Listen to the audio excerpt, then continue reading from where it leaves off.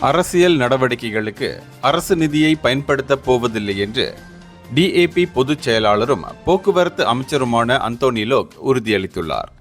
அரசாங்கத்தால் ஒதுக்கப்படும் அனைத்து நிதியும் மக்களுக்கு சொந்தமானது என்றும் அது தேசிய வளர்ச்சிக்கு பயன்படுத்தப்பட வேண்டும் என்றும் அவர் வலியுறுத்தினார்.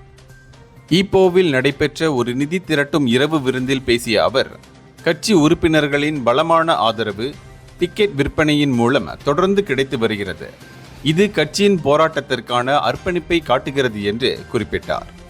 அது மட்டுமின்றி DAP கட்சி மற்றும் அரசாங்க விஷயங்களை பிரித்து வைத்திருக்கிறது என்று மீண்டும் வலியுறுத்திய அந்தோனி லோக், பிரதமர் அன்வார் இப்ராஹிம் தலைமையிலான ஒற்றுமை அரசாங்கம் பொருளாதாரத்தை வலுப்படுத்துவதிலும் மக்களின் சுமையை குறைப்பதிலும் மற்றும் அவர்களின் வாழ்க்கை தரத்தை மேம்படுத்துவதிலும் கவனம் செலுத்தி வருகிறது என்றும் கூறினார்.